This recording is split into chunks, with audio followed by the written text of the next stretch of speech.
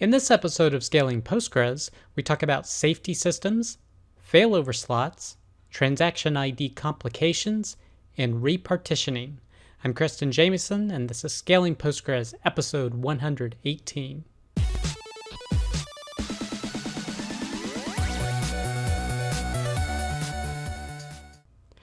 All right. I hope you, your family, and coworkers continue to do well in the times that we live in.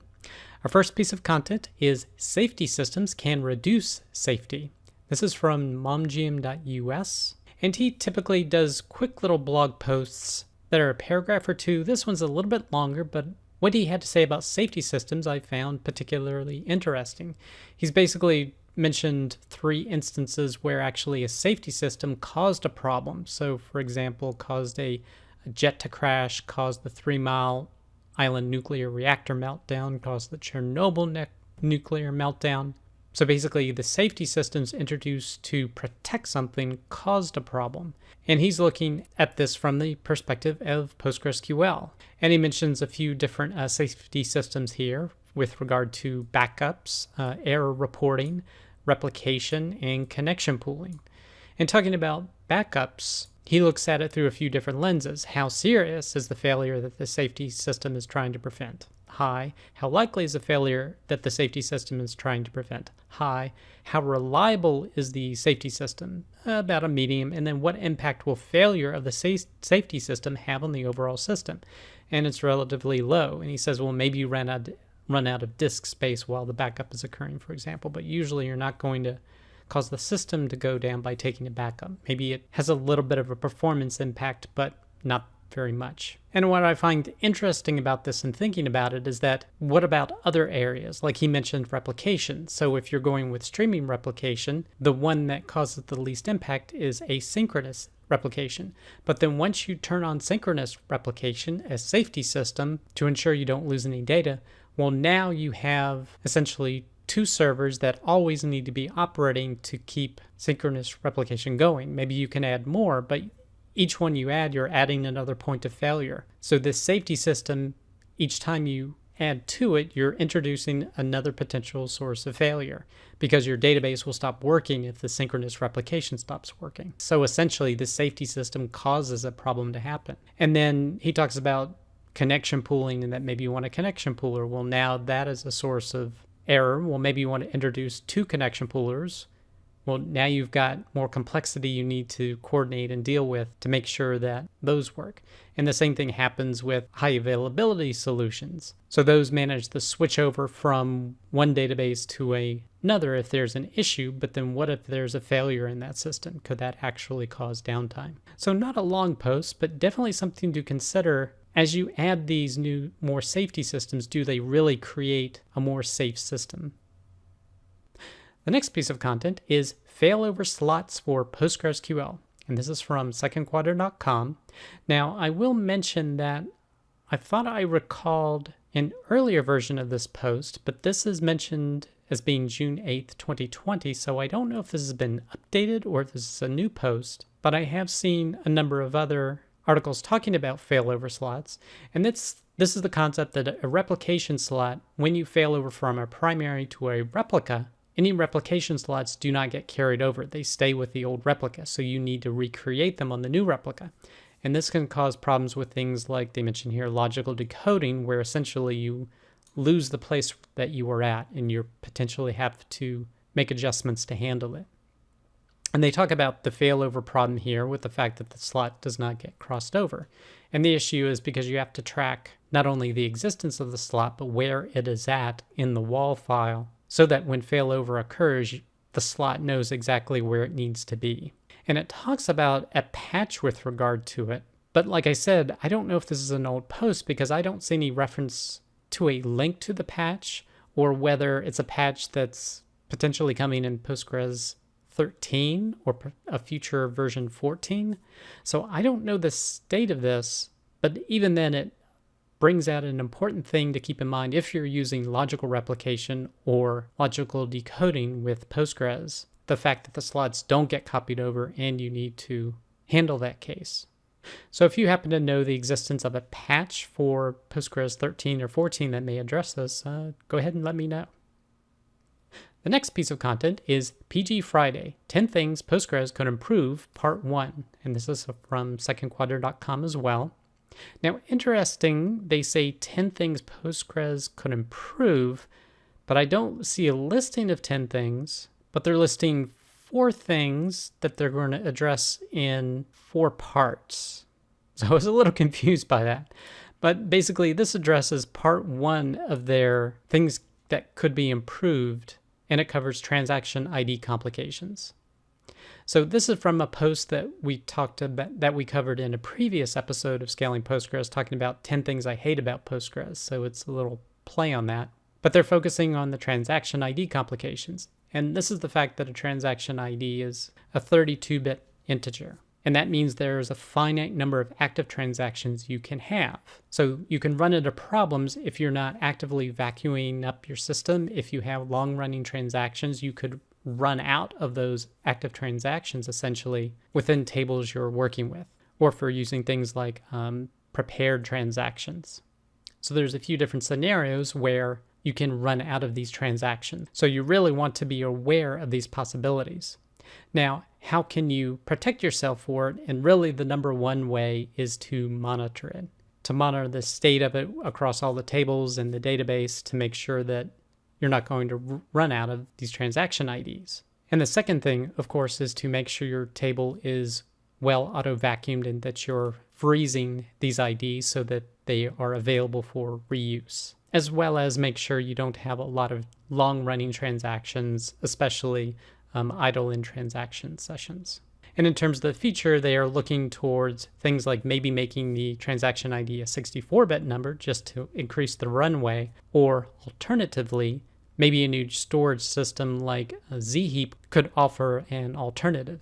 So if you want to learn about transaction ID complications, go ahead and check out this blog post. The next piece of content is control runaway Postgres queries with statement timeout. And this is from crunchydata.com, and it's talking about statement timeout, which is a configuration option that enables you to time out statements that exceed a certain duration. Now you can set this on the cluster, by session. They're even talking about per user, per database. So this helps you avoid the kind of things that we were talking about in the previous post of having too many long-running transactions within your database system. Now, one thing he says he likes to do is set at the database level, set the statement timeout to 60 seconds so that no statement can exceed that duration within that database. And if you have to run a longer query, then in whatever session you're using, just do a set the statement timeout to a longer duration. And then once you close out of that session, those settings will be forgotten. So if you want to learn more about the statement timeout configuration option, check out this blog post. The next piece of content is repartitioning with logical replication in PostgreSQL 13. So this is from hagander.net, and he's talking about a way to repartition a table from, say, a daily partitioning scheme to a weekly partitioning scheme, although you could migrate it one way or the other. And he's looking to do this without downtime. So clearly you can remove access to the system and be able to do it that way, but how could you do it without downtime? Now he says, quote, "But first a disclaimer, this is definitely not pretty, but apparently it does work as a quick hack." So he has one table that is partitioned daily, and he inserted some data into it, and then he set up a new table with a weekly partitioning scheme. Now, in order to do this, you actually need to work with 2 databases and create a publication from one table to another table in another database, and then from that database, create a publication from that table in the secondary database back to the first database. And he goes through all the different code here, but the description of all that he's doing and kind of how it works is listed out in this 8-step process here. And it's pretty much what I described. You replicate from one table in database 1 to a second table in the second database, and then replicate from that to another table in database 1, all using logical replication. And that should be able to repartition your data without encountering any downtime. So if you're interested in learning more about this technique, definitely encourage you to check out this blog post. The next post is multi-master replication solutions for PostgreSQL. This is from Procona.com, and they're basically describing different solutions that do multi-master replication. They cover some key concepts with regard to database replication, synchronous replication, asynchronous replication, single master replication, which is essentially what Postgres does out of the box, only a single master solution. But then they go into multi-master, talk about some of the pros, then of course some of the cons with regard to it. I'll just mention some of the cons. The main disadvantage of it, of course, is complexity. Second, conflict resolution is very difficult because you can have simultaneous writes on more than one master at a time. So if someone updates the same data in the same table on 2 or 3 of the servers, which one wins? And then sometimes manual intervention is necessary in that case. And then they mention the different solutions that they're aware of. The first is BDR, which is the bidirectional replication product of Second Quadrant. And they discuss that. They discuss XDB. They discuss PostgreSQL XL, PostgreSQL XC and XC2, RubyRep, and Bucardo. So if you're interested in looking into a multi-master database solution built on Postgres, definitely check out this blog post and the different solutions offered. The next piece of content is composite type performance issues in PostgreSQL. This is from cybertech-postgresql.com. And by composite types, they're talking about custom data types that you can create in Postgres. So for example, you can create a type.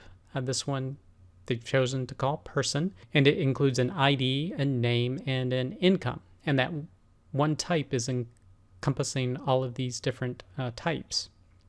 And you can store this in a single column. And you can see here that the type of that column is person when you create it with that data type of person. Now, one thing they say here is be careful about database performance. Now, they didn't use this example. They actually moved to using the PGStats tuple because in terms of what it returns from when you call it, it returns a composite type.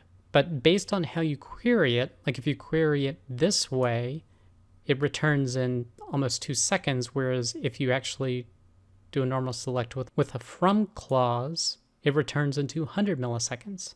He says this is because when working with a composite type, it actually goes through and calls this function for each column apparently. So it's just something interesting to be aware of, is that depending on how you use composite types, you could run into a performance issue. Just be aware of this if you use them. Personally, I haven't used composite types in my database design. I tend to use non-composite types. If I do use a composite type, I generally use JSON-B fields. But go ahead and check out this blog post if you want to learn more. The next piece of content is transactions in PostgreSQL and their mechanism. So this is talking about transactions, and it covers essentially normal transactions that are auto-committed by default in Postgres, and they talk about that and show different ways it gets executed. And they start digging deep into how this actually works. And they query the table to look at the different hidden fields and how that tracks and manages that transaction. They talk about sub-transactions that can happen within a primary transaction. They talk about multi-transactions that cover basically row-level locks. And then finally, they follow up with two-phase commit transactions and how they work. So if you want to deep dive into the technical details of how transactions work in Postgres, definitely check out this blog post from hygo.ca. The next piece of content is a set of 2 posts, Developer's Diary 1 and Developer's Diary 2 from Paul Ramsey at cleverelephant.ca. And he's talking about enhancements that they've been doing to PostGIS with regards to performance. So if you're wanting to learn more about the work he's been doing to improve performance of large object manipulation in PostGIS, definitely check out these 2 blog posts. The next piece of content is using the Crunchy PostgreSQL operator with PostGIS. This is from crunchydata.com, and they're talking about exactly what it says, using the Crunchy Data Kubernetes operator to set up PostGIS in Kubernetes. So if you're interested in doing that, definitely check out this blog post. The next piece of content is PgBouncer 1.14 is released. The main feature they list here is that encrypted scram secrets in PgBouncer can now be used for server-side login. So storing plain text passwords in PgBouncer is no longer necessary to be able to use scram. So if you're interested in this new feature, definitely check out this new version. The next piece of content is how to use AdaBoost Machine Learning Model with 2UDA, PostgreSQL and Orange, Part 6. So this is the Part 6 of the post from secondquadrant.com that's been covering how to do the machine learning that they're mentioning here. So definitely check out this blog post to learn more. And the last piece of content is the PostgreSQL Person of the Week is Oleksii Kliukin. So if you're interested in learning more about Oleksii and his contributions to PostgreSQL, definitely check out this blog post. That does it for this episode of Scaling Postgres. You can get links to all the content mentioned in the show notes. Be sure to head over to scalingpostgres.com where you can sign up to receive weekly notifications of each episode, or you could subscribe via YouTube or iTunes. Thanks.